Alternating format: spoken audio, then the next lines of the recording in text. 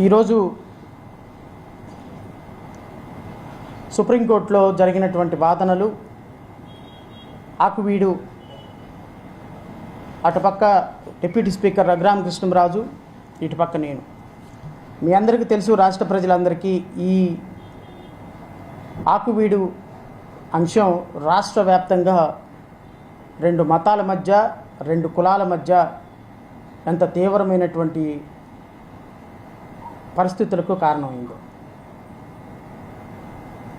అయితే ఆకువీడులో అక్కడ ఉన్నటువంటి దళితులేమో ఇది గొంతేనమ్మ గుడి అని ఒక పక్క, ఇది గొంతేనమ్మ గుడి కాదు రామాలయం ఉంది అని అటుపక్క రఘురామకృష్ణరాజు, ఇటుపక్క గొంతేనమ్మ గుడి ఉంది అని దళితులు. అక్కడ ఉన్నటువంటి దళితులు ఎవరు కూడా అక్కడ చర్చి కట్టమని అడగటం లేదండి, ఫర్ యువర్ కైండ్ ఇన్ఫర్మేషన్. అది కూడా మీరు అందరూ, రాష్ట్ర ప్రజలందరూ కూడా గుర్తుపెట్టుకోవాలి. అక్కడ ఉన్నటువంటి దళిత బిడ్డలందరూ కూడా కోరుతుంది ఏంటి అంటే, కొన్ని సంవత్సరాలుగా మాకు గొంతేనమ్మ గుడి అనేటువంటి అంశం వస్తుంది, ఈ గొంతేనమ్మ గుడిని కట్టుకోవటానికి మాకు అవకాశం ఇవ్వండి. ఈ గొంతేనమ్మ గుడి ఇక్కడ పాడుపడిపోయి ఉంది, ఈ పాడుపడిపోయిన గుడిలో గొంతేనమ్మ గుడి కాకుండా వేరే టెంపుల్ కడుతున్నారు కాబట్టి మాకు అభ్యంతరం ఉంది అనేటువంటి లోకల్ వ్యక్తుల యొక్క అభిప్రాయం తప్ప, ఆ గుడి అక్కడ రామాలయం కట్టొద్దని కానీ, వెంకటేశ్వర ఆలయం కట్టొద్దని కానీ, లేకపోతే ఇంకోటి కట్టొద్దని లోకల్ ప్రజల యొక్క వ్యతిరేకం కాదు. నేను కేసు వేసినది కూడా అక్కడ కొన్ని సంవత్సరాల నుంచి గొంతేనమ్మ గుడి అని ఉంది, ఆ గొంతేనమ్మ గుడి కట్టడం అనేది కరెక్ట్ కాదు, ఆ గొంతేనమ్మ గుడి కూల్చడం అనేది కరెక్ట్ కాదు, అక్కడ కూల్చి వేరే గుడి కట్టద్దు అని చెప్పిన సందర్భంలో అవతల పక్క ఉన్నటువంటి రఘురామకృష్ణరాజు గారి వాదన ఏంటి అంటే, ఆయన గత 130 సంవత్సరాల నుంచి ఇక్కడ రామాలయం ఉన్నది, ఈ రామాలయం అనేది శిథిలావస్థకు చేరింది, శిథిలావస్థకు చేరిన సందర్భంలో ఒక న్యూస్ పేపర్, ఎవరైతే ఆ ఏరియాలో ఉన్న న్యూస్ పేపర్ సాక్షి న్యూస్ పేపర్లో రామయ్య ఇటు చూడవయ్యా అని ఒక పెద్ద ఆర్టికల్ వచ్చిన కారణంగా అప్పుడు అక్కడ ఉన్నటువంటి ప్రజలందరికీ కూడా దీని మీద ఒక అవగాహన కలిగింది. ఏమని, ఇక్కడ అనేది ఒక గొంతేనమ్మ గుడి ఉంది, ఒక గుడి ఉంది, ఒక రామాలయం ఉంది, ఆ రామాలయం శిథిలావస్థకు చేరింది కాబట్టి ఈ రామాలయాన్ని మళ్ళా పునర్నిర్మించాలనేటువంటి ఒక ఆర్టికల్ చదివిన తర్వాత అక్కడ రాష్ట్ర ప్రజలందరికీ కూడా అక్కడ ఒక గుడి ఉంది అనేటువంటి ఒక అభిప్రాయం ప్రపంచానికి తెలిసింది.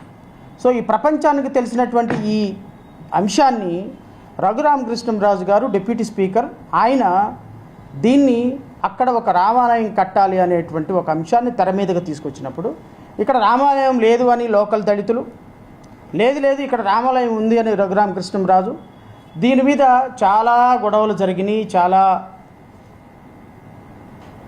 కేసులు పెట్టుకున్నారు, వాళ్ళ మీద వీళ్ళ దాడులు, వీళ్ళ మీద వాళ్ళ దాడులు జరిగిన సందర్భంలో ఈ కేసులో లోకల్ ప్రజల యొక్క, దళిత ప్రజల యొక్క ఆకాంక్షను నిర్వర్తించాల్సినటువంటి బాధ్యత నా మీద ఉంది.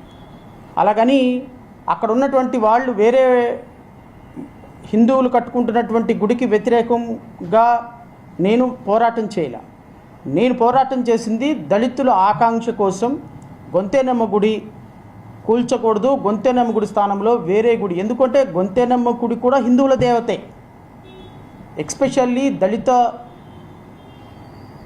కుటుంబాలలో, దళిత వాడల్లో గొంతేనమ్మ అనేటువంటి ఒక ఆలయం, అది హిందూ ఆలయం, దళితుల ఆరాధ్య దేవత, లోకల్ గాడెస్ అంటారు. ఆ సందర్భంలో నేను ఫైట్ చేసిన సందర్భంలో దీని మీద రకరకాల హైకోర్టులో రిట్ పిటిషన్స్ వేసిన సందర్భంలో, హైకోర్టులో మొదటిసారి రిట్ పిటిషన్ వేసినప్పుడు ఆ లోకల్ ప్రజల చేత హైకోర్టు ఒక మాట చెప్పింది. ఏమని అంటే, అనుమతులు ఏమీ తీసుకోకుండా ప్రభుత్వ స్థలంలో ఎటువంటి నిర్మాణాలు చేపట్టద్దు అని. అనుమతులు ఏమీ తీసుకోకుండా ప్రభుత్వ స్థలంలో ఎటువంటి నిర్మాణాలు చేపట్టద్దు అని. ఆ హీరింగ్కి డిప్యూటీ స్పీకర్ రఘురామకృష్ణరాజు గారు కూడా అటెండ్ అయ్యి, ఆయన కూడా మేము అనుమతులన్నీ తీసుకుంటాము, ఖచ్చితంగా దీనికి అనుమతులు అంటే మొట్టమొదటి అనుమతి తీసుకోవాల్సింది ఆకువీడు మున్సిపల్ కౌన్సిల్ తీర్మానం. మున్సిపల్ కౌన్సిల్ తీర్మానంతో అనుమతుల ప్రాసెస్ మొదలవుతుంది. మున్సిపల్ కౌన్సిల్ తీర్మానం తరువాత కలెక్టర్ ఎన్ఓసి ఇవ్వాలి, కలెక్టర్ ఎన్ఓసి తర్వాత మున్సిపల్ కమిషనర్ కన్స్ట్రక్షన్కి పర్మిషన్ ఇవ్వాలి, మున్సిపల్ కమిషనర్ పర్మిషన్ ఇచ్చిన తర్వాత local enquiry, RDO and tahsildar local enquiry చేసి ఇక్కడ ఏ మతపరమైన కట్టడానికి లోకల్ వాళ్ళ ప్రజల అనుమతి ఉంది అని వాళ్ళు లోకల్ ఎంక్వైరీ చేసి ప్రభుత్వానికి సబ్మిట్ చేస్తే అనుమతులు అన్నీ వచ్చినట్టు లెక్క. సో ఈ అనుమతులకి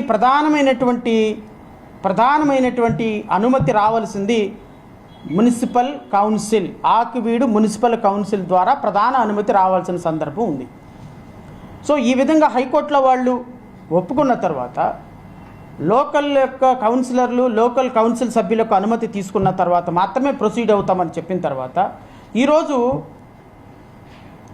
గౌరవ సుప్రీంకోర్టులో జరిగినటువంటి వాదనల్లో గౌరవ సుప్రీంకోర్టు న్యాయమూర్తి వారు ఎన్ఓసి మీద, కలెక్టర్ ఎన్ఓసి ఇచ్చిన కారణంగా, కౌన్సిల్ తీర్మానంలో సభ్యులందరూ అనుమతించిన కారణంగా 80 సంవత్సరాల నుంచో 90 సంవత్సరాల నుంచో ఆల్రెడీ అక్కడ ఒక టెంపుల్ ఉన్న కారణంగా గొంతెనమ్మ గుడి అనేటువంటి ఊసే లేదు మీ కౌన్సిల్ తీర్మానంలో.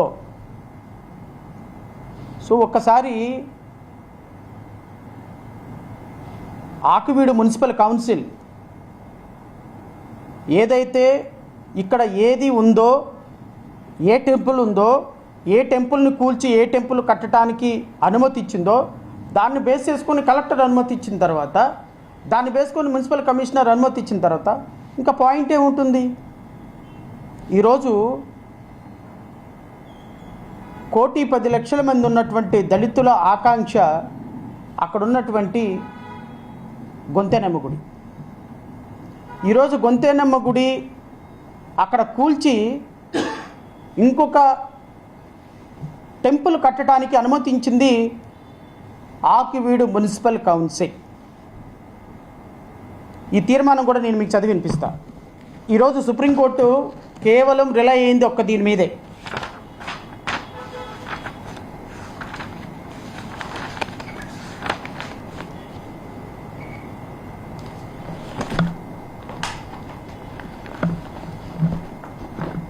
ఎందుకంటే రాష్ట్ర ప్రజలకి కొన్ని అంశాల పట్ల ఏం జరిగిందనే విషయం తెలియపరచడం నా బాధ్యత. కాబట్టి ఈరోజు నేను ఇవన్నీ కూడా ప్రజల ముందు పెట్టడానికి ఈ ప్రెస్ మీట్ ఏర్పాటు చేశాను.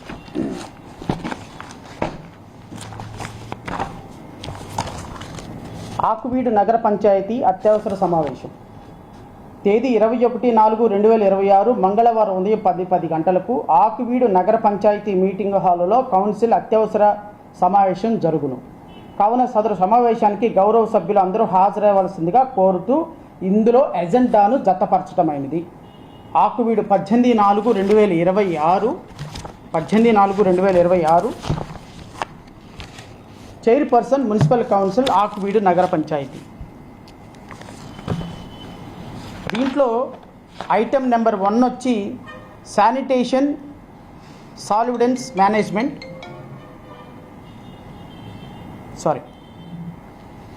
Number 2 drinking water facility, number 3 తీర్మానం ఆకివీడికి సంబంధించినటువంటి తీర్మానం. 3వ తీర్మానం శ్రీ జడ్డు దుర్గాప్రసాద్ సెక్రటరీ, శ్రీరామ ఆలయ అభివృద్ధి కమిటీ ఆకివీడు వారు 14/4/2024 మున్సిపల్ కమిషనర్ ఆకివీడు నగర పంచాయతీ వారికి దరఖాస్తు సమర్పించి ఉన్నారు. సదరు దరఖాస్తు సర్వే నెంబర్ 470/12లో శిథిలావస్థలో ఉన్న రామాలయం చోట అంటే అక్కడ గొంతెనమ్మ గుడి ఉందని వాళ్ళు ఒప్పుకోవటంలా. మున్సిపల్ కౌన్సిల్లో తీర్మానం కూడా అది రామాలయమే అనే అంశాన్ని రాసి నూతన రామాలయ నిర్మాణానికి అనుమతి కోరుతూ చేసినటువంటి ఈ తీర్మానానికి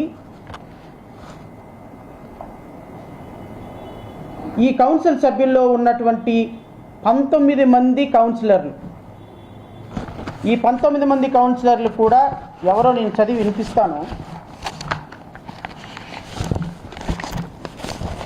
పొప్పుల సత్యనారాయణ, పడాల శ్రీనివాసరెడ్డి, గోపిశెట్టి సత్యవతి, మోపిదేవి సత్యవతి, బత్తుల శ్యామల, శ్రీమతి తిరుమలరెడ్డి మాధవి, శ్రీమతి గుర్రన్న నాగలక్ష్మి, కిమిడి అరుణకుమారి, బొల్లా వీరాశ్వేత, నేరెళ్ళ ప్రసన్న, దిడ్డి జగదీష్, కట్టా రవీంద్రనాథ్ ఠాగూర్, గోదేల అప్పారావు, కాకిదట్ల జాన్ విస్లీ, జిల్లా పైడిరాజు, ఎండి అఫ్రూన్ ఉన్నీసా, శ్రీమతి మోతుపల్లి కుమార్. ఈ కౌన్సిలర్లు 18 మందిలో నలుగురు కౌన్సిలర్లు తెలుగుదేశం వాళ్ళు, 13 మంది కౌన్సిలర్లు సమావేశంలో ఉన్నవాళ్ళు వైఎస్ఆర్సీపీకి సంబంధించినటువంటి కౌన్సిలర్లు.